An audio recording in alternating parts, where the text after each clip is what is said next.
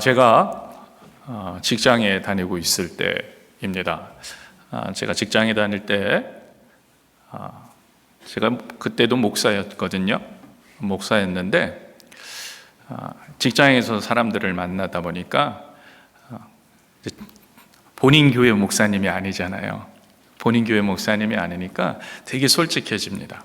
그러니까 고민도 솔직하고 또 신앙생활에 대한 그런 이야기도 솔직하고 부담 없이 저한테 상담처럼 얘기도 하고 또 부담 없이 저에게 이런저런 말도 하게 됩니다.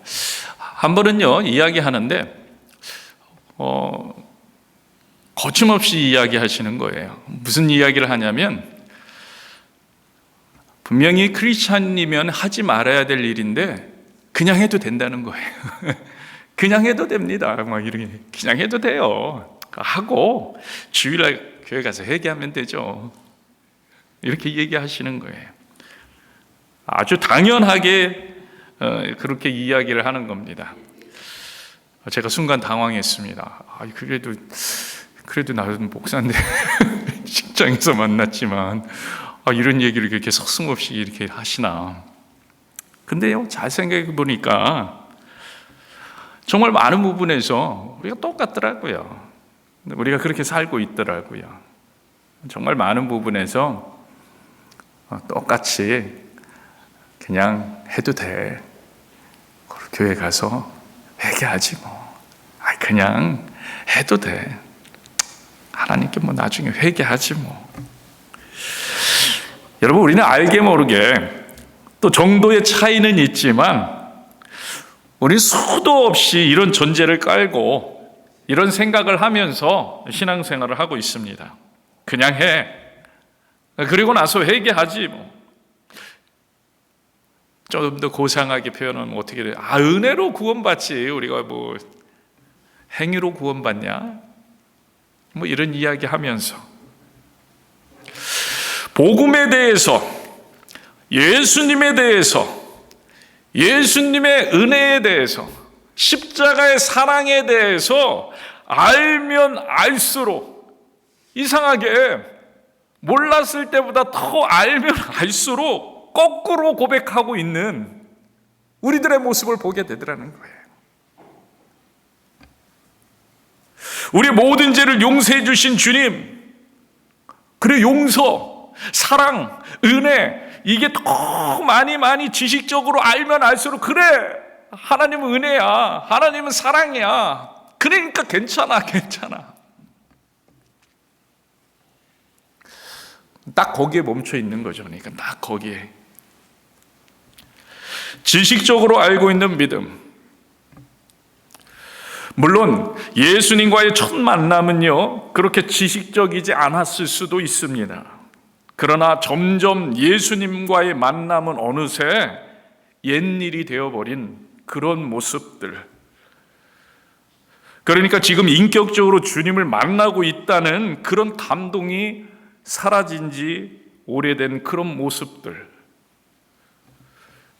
한마디로 친밀감이 없어진 그런 모습들.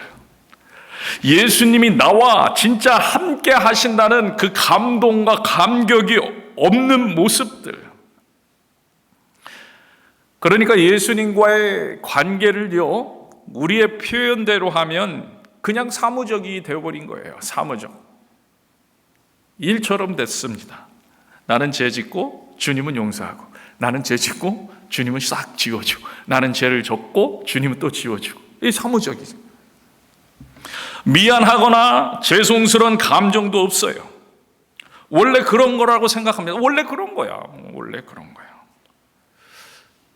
우리가요, 사람 사이에도 똑같은 실수를 반복하면 미안해집니다. 그렇죠? 죄송해지잖아요. 그래서 죄송합니다. 이렇게 얘기하게 됩니다. 그런데 예수님한테는 그렇지 않아요. 여러분, 왜 그렇습니까? 예수님을요, 인격적으로 못 느끼고 있기 때문이에요. 우리가 인격적으로 만나야 된다고 하는데 가장 인격적으로 만나는 순간이 대표적인 순간이 어디냐면요, 우리가 죄를 지었을 때 미안해져야 돼요. 죄송해져야 돼요. 그런 느낌이 들어야 돼요. 우리가 그렇잖아요. 친구들과의 약속에 늦었거나 약속을 어겼을 때 미안해지잖아요. 그게 인격적인 거거든요. 근데 우리는요, 그냥 아무렇지 않아요. 그 순간에 예수님을 만나고 있지 못하는 거예요. 여러분, 우리가 완벽하다는 얘기 아닙니다. 우리는요, 반복된 회개의 모습을 갖고 있습니다. 누구나 그래요. 우리는 넘어지고 또 회개합니다. 누구나 예외 없이 이런 과정을 거치게 됩니다. 그런데 그런 과정을 거치면서 우리는요, 이상하게 회개에 대해서, 하나님에 대해서 그 사랑과 그 관계가 친밀해지고 더 죄송스러워지는 게 아니라 그런 미안한 삶을 살면서 뭐가 더 낫이 두꺼워지는 거예요. 이제 낫이 두꺼워져서 그냥 괜찮아 무뎌지는 거예요. 여러분, 이거는요 반대로 가는 거예요. 잘못된 겁니다. 무뎌지면 안 돼요. 더 예민해져야 되는 거예요. 더 가까워져야 되는 거예요. 그래서 친해지면 친해질수록 죄에서 떠나려고 하는, 죄로부터 벗어나려고 하는 우리의 몸부림이 커져야 된다는 거예요. 몸부림이. 우리가 쉽게요, 그냥 죄 짓고 내일 회개하지, 이럴 수 없다는 말이에요. 이럴 수 없다. 가까워지면 가까워지죠. 가까워지면 가까워져. 지난주에 바울이 고린도 교회와 또 우리들에게 당부한 것이 있습니다.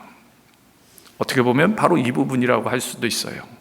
그냥 멈춰 있지 말고 예수님을 만났으면 그때부터 자라야 된다는 거죠. 자라나가야 된다.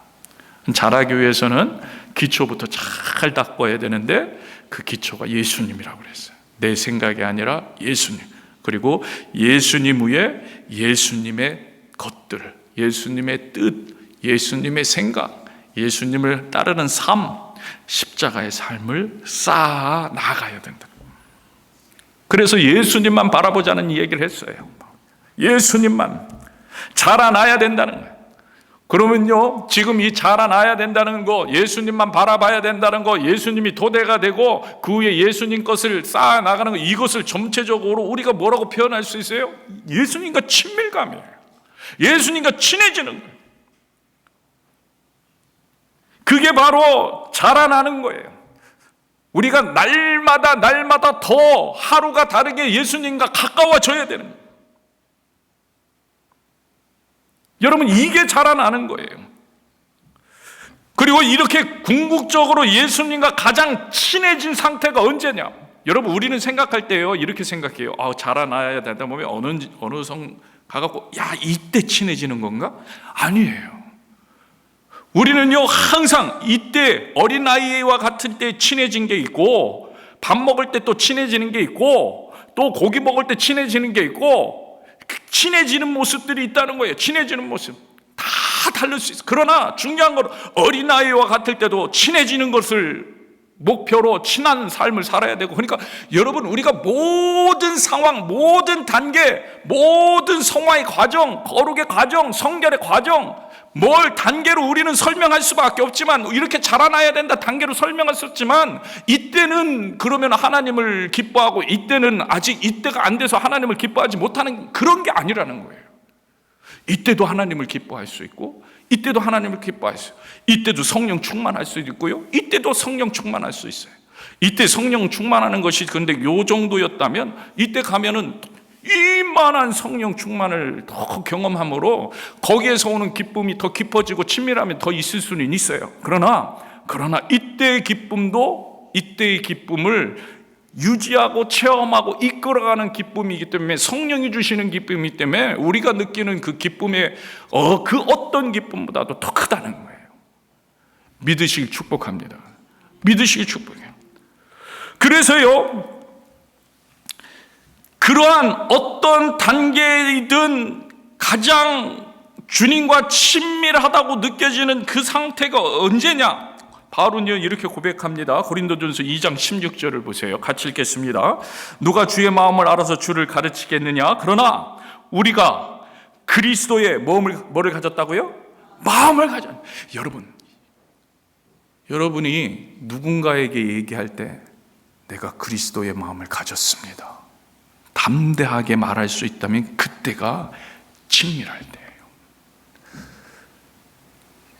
여러분 지금 누군가를 만났는데 내가 예수의 심장을 가졌습니다, 내가 예수님의 마음으로 살고 있습니다.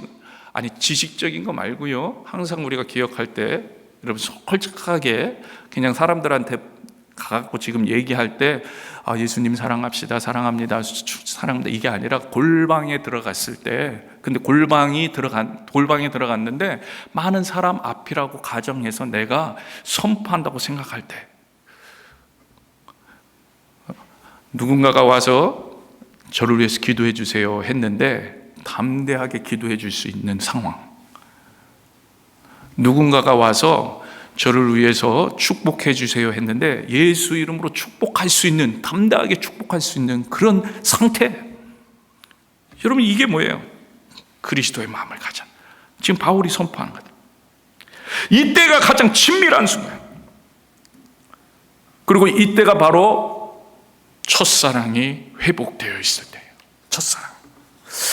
여러분 우리가 다 그렇잖아요. 지금 하나님의 은혜를 받고 성령이 충만한 가운데 천부여 의지 없어서 주 앞에 옵니다. 그 고백하는 그 순간 그때 내 마음에 주님의 마음이 같고 또 주님의 마음이 내 마음이 같고, 여러분 그때 어때요?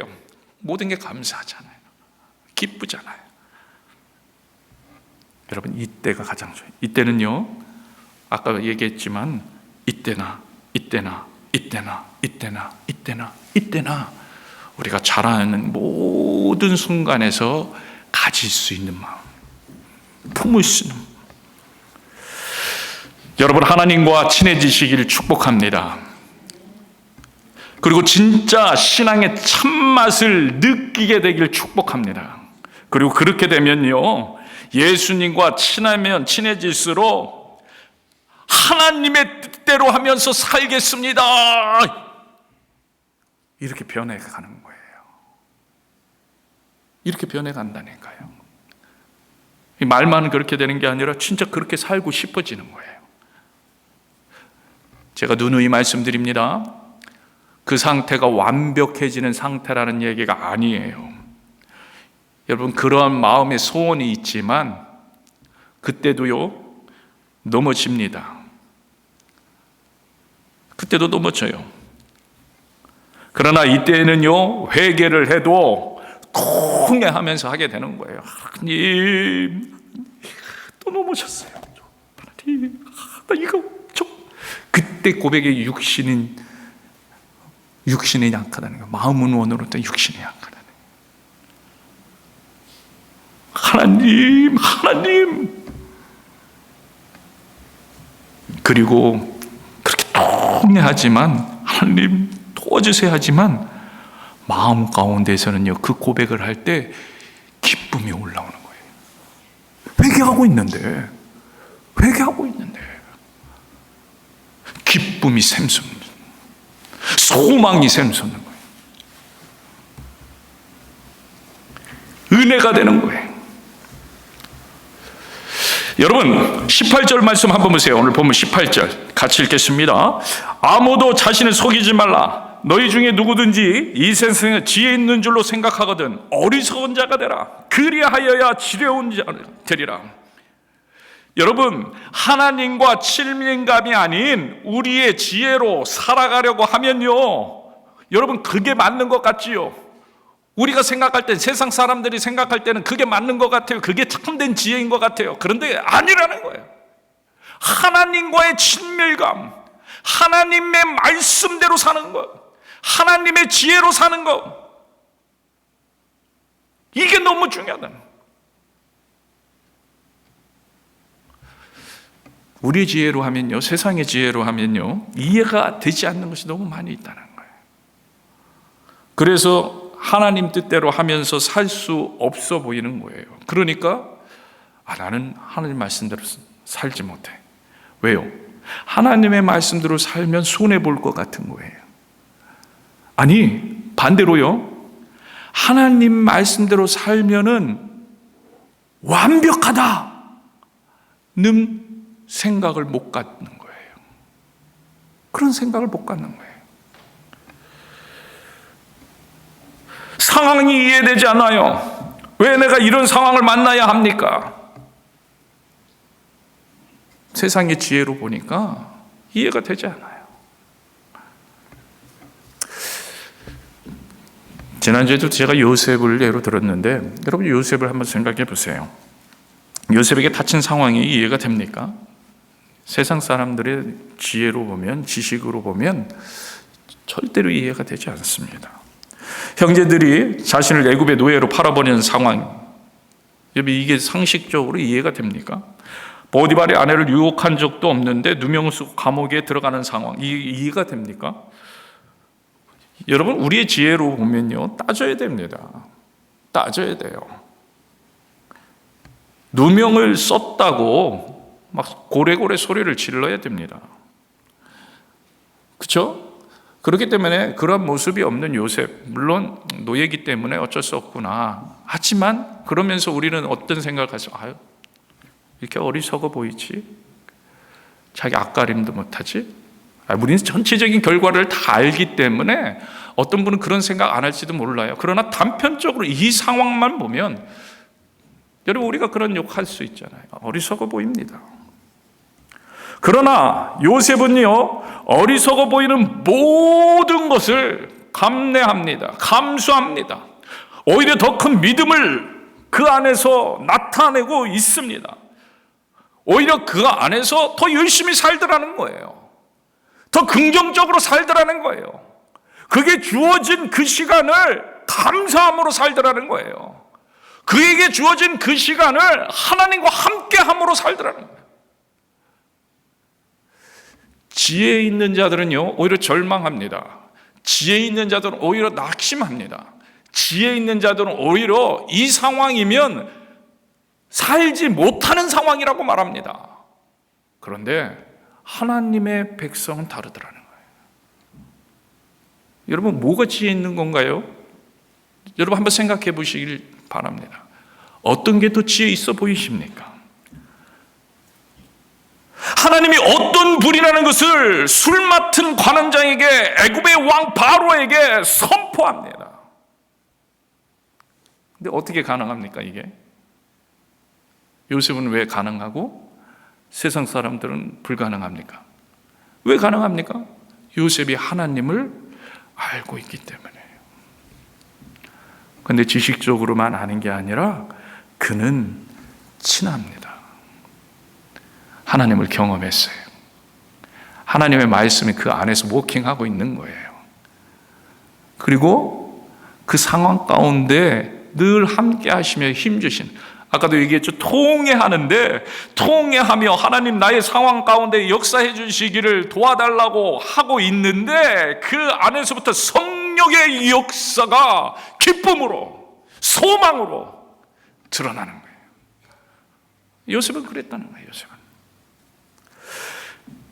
여러분, 날마다 요셉이 만난 하나님을 만나고 매일매일 더욱 친해지는 저와 여러분 되기를 축복합니다. 여러분, 친해지셔야 돼요. 여러분, 하나님과 친해지셔야 돼요. 그 누구보다도 예수님과 친해지시길 축복합니다. 그러면요, 이런 생각에 질문이, 궁금함이 생깁니다. 목사님, 저도 친해지고 싶어요.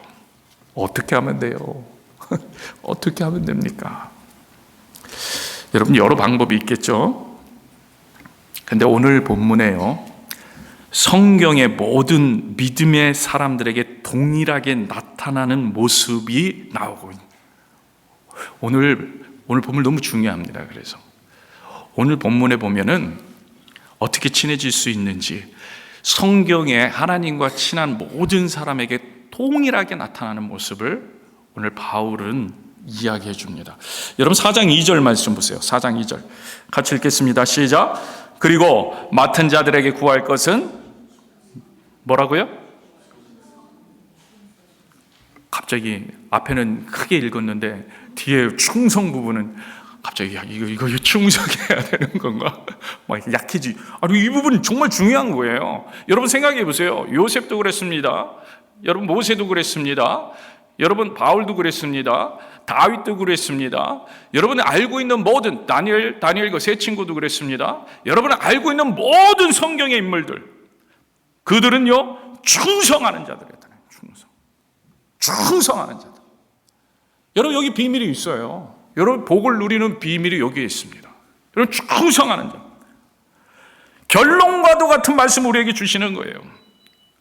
사실요 우리에게 부족한 것이 있다면 바로 이 충성입니다. 충성.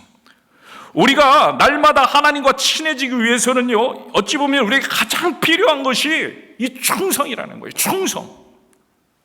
여러분 충성이라는 말에는요 여러 가지 의미가 포함되어 있어요. 충성은요 첫 번째 우리가 생각할 수 있는 그런 미닝이 뭐냐면 나가 아닌 누군가의 말을 따르는 게 충성입니다. 나는 나에게 충성했어, 이런 거는 그냥 은어적인 표현일 뿐이지 실제는 충성이라는 것은 대상이 있다는 거예요. 우리에게 누굽니까? 하나님이에요. 하나님. 예수님이에요. 예수님의 그럼 어디에 충성? 말씀에 충성하는 거예요. 말씀. 그렇기 때문에 우리가 말씀을 알아야 되는 거예요. 말씀을 알아요. 이게 기본적으로 이 충성이라는 말에는 포함되어 있어요. 우리가 그분의 뜻을 알아야 충성할 수가 있는 거예요.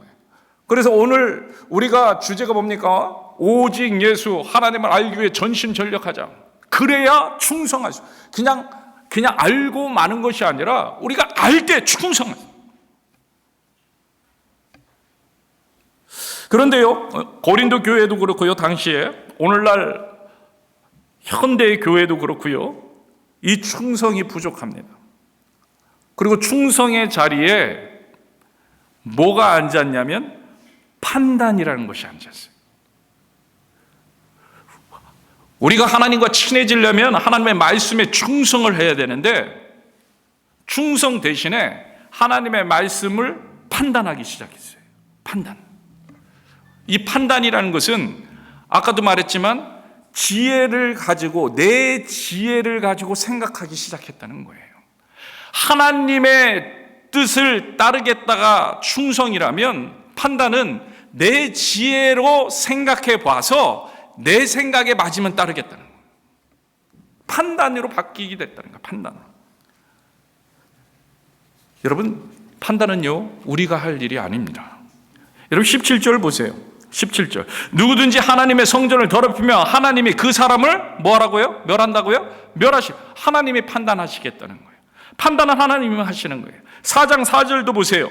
내가 자책할 아무것도 깨닫지 못하나 이로 말미암아 의롭다 함을 얻지 못하노라. 다만 나를 심판하신 이는 누구라고요? 주시니라. 5절 초반도요. 그러므로 때가 이르기 전 주께서 오시기까지 아무것도 판단하지 말라. 판단은요 하나님이 하시는 일이에요. 우리는 이런 판단이 아니고 주님의 말씀에 뭐 해야 돼요? 충성.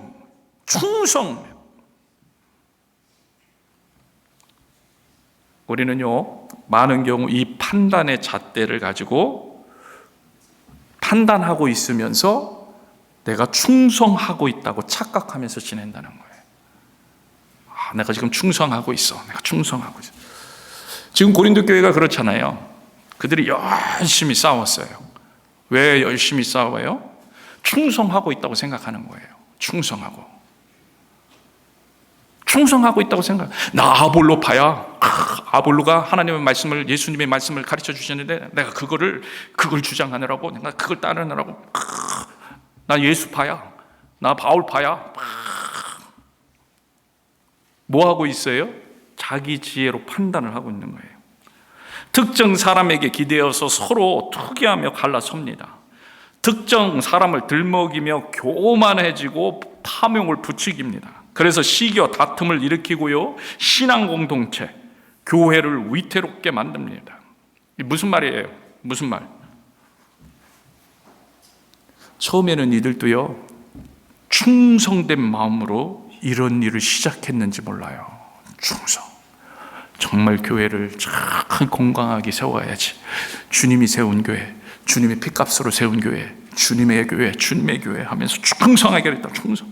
복음의 열정을 가지고요, 교회를 사랑하는 마음으로 더 큰 하나님의 역사와 예수 그리스도의 복음 선교를 이루겠다는 그런 구령력을 가지고요, 그런 마음으로 서로 존경하는 인물을 기대어서 서로 존경하는 사람들, 그들의 말씀을 먹으면서 그 말씀을 전하고, 그리고 그 말씀에 따라 충성된 마음으로 시작했을 거예요. 분명히 그랬을 거예요. 근데 점차로 변하는 거예요. 내 지혜를 의지하기 시작하는 거예요. 내 이익이 생각나기 시작하는 거예요. 내가 이 정도 했는데, 내 공로가 생각납니다. 여러분, 충성은 온전히 그분의 뜻을 따르는 건데, 이제는요, 내 부분이 생각나기 시작하는 거예요. 내 부분, 내가 인정받아야 되는 거예요. 사람들이 나를 다 리스펙트 해야 되는 거예요. 그래서 그 기준으로 이렇게 지혜가 다시 또 이렇게 한 바퀴 돌아야 되는 거예요. 충성은 그냥 말씀하신 대로 따르는 건데, 이게 나를 통해 갖고 이게 싹 바뀌어 갖고 딱 보니까 판단이 되기 시작해요. 판단.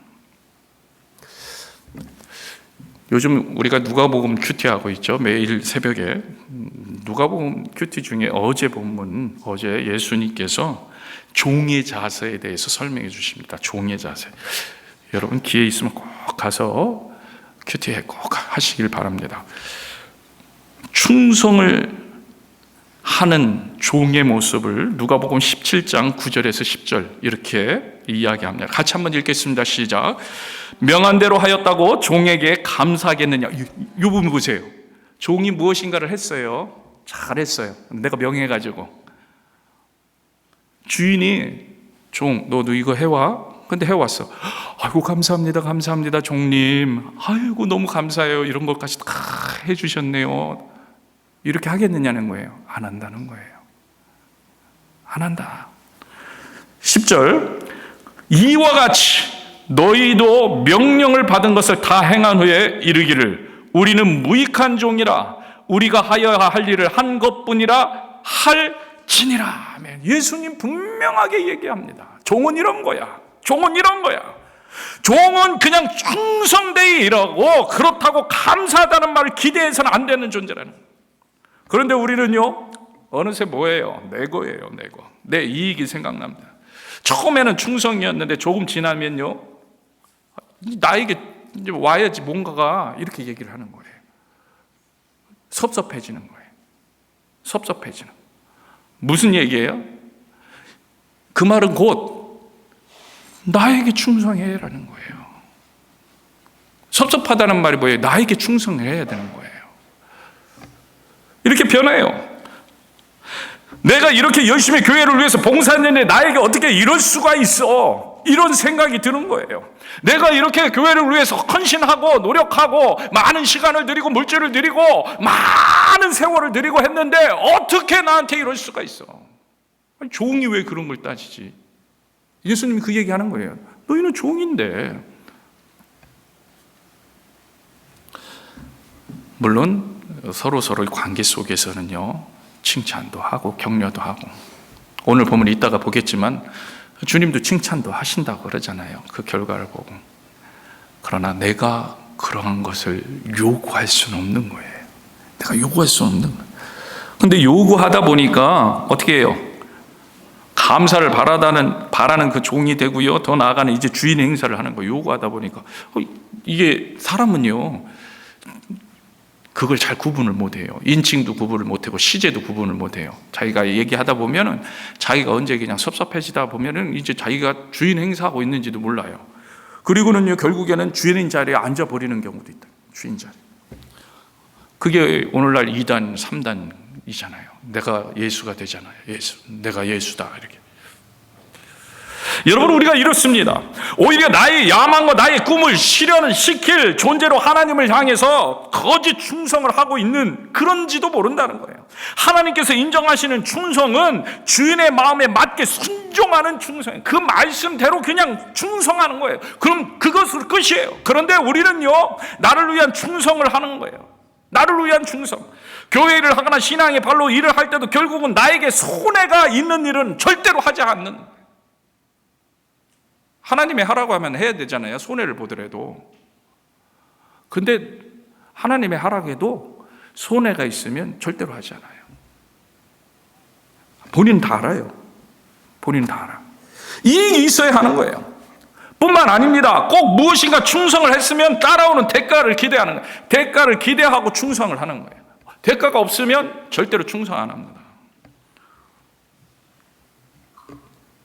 하나님이 주시는 대가를 기대하는 거야 뭐 우리가 기대할 수 있죠. 왜냐하면 오늘 본문에도 4장 5절에 보면 하나님으로부터 칭찬이 있으리라 이렇게 말씀해 주신.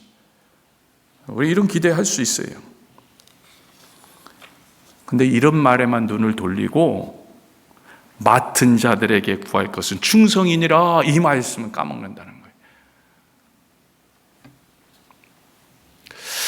그 옛날 다윗에게 충성스러운 신하가 있었습니다. 다윗. 참 충성스러운 신하가 많았는데 그 중에 한 명이 요압이에요. 요압. 여러분 많이 들어봤을 거예요. 요압은 다윗이 생사고락을 정말 죽을 고비를 하는 그런 식의 생사고락을 같이 했던 그런 인물입니다. 지혜도 있고 용맹하기도 뭐 정말 나무랄 것 없는. 다윗이 원하는 일들을 잘 처리해주는 그런 사람이에요. 암몬 사람들의 성을 쳐서 취할 때 요압이 암몬 사람들을 쳐서 거의 이제 이기는 그 순간에 요압 다윗을 오라고 하죠. 다윗을 오라고 해서 마지막 순간에 손만 들어가지고 다윗이 그 모든 공로를 가져가게 할 정도로 요압이 다윗을 세워줬어요. 이렇게까지 열심히 섬겨주는 신하였지만 다윗은요 요압을 편히 여길 수가 없었어요. 왜요? 왜 그렇습니까? 중심을 다한 충성이 아니었기 때문이에요. 중심을 다한 충성이 아니에요. 요압은요 목적을 이루기 위해서는 다윗에게 어떻게 합니까? 무례한 행동도 서슴없이 하는 거예요. 잘할 땐 잘해요. 하지만 한결같이 충성하는 게 아니라 자기의 목적 때문에 충성도 한 거예요. 그리고 자기 목적에 반하는 모습이 보이면 무례하게 행동을 하는 거예요. 결국 뭐예요? 충성이 아니라 자기 이익을 쫓은 거예요. 예를 들면요, 다윗이 자기를 대적하던 아브넬이 다윗을 찾아와가지고 다윗 앞에 항복하겠다고 선언을 합니다. 아브넬. 그래서 다윗이 그게 좋겠다 해서 그 항복한 것을 받아주고 돌아가 있으라고 합니다. 근데 돌아가는 아브넬을 환대하며 다윗은 보냈는데 요압이 그 소식을 듣고 어떻게 합니까? 돌아가고 있는 아브넬을 쫓아가요. 그래서 죽입니다. 왜 죽였어요? 자기 동생 원수를 갚은 거예요. 자기 동생 원수를 갚은 거예요. 예전에 전투에서 아브넬이 요압의 동생을 죽였기 때문입니다. 다윗의 뜻과는 상관없이 자기 마음대로 동생의 원수를 갚은 거예요. 자신이 아브넬을 죽이면 다윗의 입장이 곤란해질 것을 알면서도 요압은 자기 감정대로 일을 처리해버리는 거예요. 여러분, 이것은요 충성이 아니에요. 충성이 아닙니다. 우리는요 신앙생활에 있어서도 이 정도만 하면 충성이라고 생각한다는 거예요. 이 정도만 하면 돼. 내가 원하는 것만 맞으면 하고 내가 안 하는 거는 내 마음대로 하면 그래도 충성이야. 이 정도만 하면 된다고 생각하니까 뭐 합니까? 우리가 지혜를 가지고 우리의 지혜로 판단을 하는 거예요. 하나님 말씀하신 거 그대로 안 하고 판단하는 거예요. 판단. 내 지혜를 가지고 내 이익을 위해서. 요압은 자신의 공로와 자신의 그동안 충성이 있게 이 정도는 뭐라고 할 수 없을 것이라고 생각했을 겁니다. 아니, 자기 지혜로 판단했을 거예요. 자기가 생각할 때, 야, 그래도 내가 최선을 다해서 그 어려운 순간부터 지금까지 열심히 다윗 도왔고, 정말 쫓겨다닐 때도 내가 그와 함께하며 생사고락을 같이 했으니, 이 정도는 그냥 내가 내 임의로 내가 결정해서 가서 죽여도 다윗은 괜찮아. 나를 인정할 거야. 여러분, 뭐예요? 판단한 거예요. 충성이 아니라 판단을 한 거예요. 판단은 자기 지혜로 한 거예요. 자기 지혜로. 내가 이 정도로 교회를 위해서 헌신하고 예수님을 위해서 헌신하고 있는데 이 부분은 내 마음대로 해도 돼. 아니, 다른 부분에서 더 열심히 할게요. 저보고 저 사람만은 용서하라고 하지 마세요. 우리는요, 우리 편할 대로 내 생각대로 판단을 합니다. 충성이 아니라 판단을 합니다. 그러니까 자꾸 이상한 충성이 생겨나는 거예요. 이 충성 같은데, 충성하고 있는 것 같은데 사실은 판단인 거예요. 창세기 후반부에 등장하는 애굽의 총리가 된 요셉, 그죠? 창세기 이제 거의 후반부죠. 애굽의 총리가 된 요셉. 근데요, 저는 요셉보다 그때 등장하는 요셉의 청지기가 참 대단한 것 같아요. 요셉의 청지기. 요셉은요, 그의 형제들이 식량을 구하러 왔을 때, 여러분 잘 알고 있듯이 처음부터 그 형들 앞에 자기 자신을 드러내지 않습니다. 그러면서 자기가 해야 될 그 일들을 자신의 청지기를 시켜서 모든 일을 진행해 나갑니다. 요셉은 청지기에게요, 이렇게 하고 또 저렇게 하라고 아주 디테일한 것까지 다 얘기를 해주는 것 같아요. 다 청지기가 알아서 그런 것들 하죠. 뭐 돈을 쌀값을 줬는데 그걸 몰래 갖다 감추기도 하고, 또 그거 우리 주인이 준 거다 이야기하기도 하고, 또 뭐 데려다가 그 자리에 좌석에 앉혀서 먹을 것을 먹게 해주기도 하고 다 해요. 근데 그 청지기는요, 하라고 하는 그대로 그 일을 하는 거예요. 어떤 질문도 없어요. 저 같으면 되게 궁금할 것 같아요. 왜 그렇게 하십니까? 아니면 가다가 사실은 요셉이에요, 당신 형들이에요, 이렇게 얘기할 수도 있을 것 같아요. 전혀 그러지 않아요. 여러분, 아무런 질문도 없이 순종합니다. 그래서 성경에 나오는 표현은 이런 표현이, 청지기가 요셉의 명대로 하여 그가 요셉의 명대로 하고 청지기가 그들에게 따라가서 그대로 말하니, 뭐 이런 표현만 나오는 거예요. 그대로 하고 그대로 하는. 여러분, 이게 바로 청지기라는 거예요. 명령하신 바를 그대로 진행하는 거예요. 이것이 청지기의 삶입니다. 우리는요, 요셉과 요셉의 청지기를 이야기를 읽을 때 어떤 의구심도 없이 당연하다고 생각하는 거예요. 이게 그냥 주인과 청지기예요. 당연하다고 생각하는. 참 청지기 말 잘 듣네. 야, 나중에 상 줘야 되겠네. 뭐 이런 생각 안 한다는 거예요, 우리가. 당연한 거예요. 근데 정작 우리의 삶은 그렇냐는 거죠. 우리 삶은 그렇습니까? 이 당연한 것이 당연한 모습으로 되어가고 있습니까? 가진 핑계를 만들어서 못한다고 말하고 있는 거 아닙니까? 하나님을 주님으로 고백하고 있지만 진짜 청지기 삶을 살아가지 못하고 있는 건 아닙니까? 아니, 청지기가 뭡니까? 어느새 상전에 올라가 있지는 않습니까? 내 꿈을 실현시키기 위해서 필요한 어떤 존재로만 하나님을 생각하고 있지 않습니까? 그래서 내 뜻이 있고, 확고한 내 뜻이 있고, 그래, 내 뜻대로 해야 되는데, 하나님은 있으면 그래도 뭔가 더 있는 것 같으니까 좋겠네? 그래, 그런데 있으면 좋고 뭐 없어도 말고. 혹시 이런 모습은 아닙니까? 우리가요, 요셉의 청지기 같이 되어야 됩니다. 이런 충성을 드릴 때, 주님 말씀하신 것을 그대로 행할 때 나도 모르게 자연스럽게 하나님과 친해질 수 있어요. 자연스럽게 하나님. 아마 이 청지기는요, 요셉의 청지기는 요셉을 보고 배운 것 같아요. 요셉을 보고. 여러분, 창세기 45장 5절 보세요. 창세기 45장 5절 같이 읽겠습니다.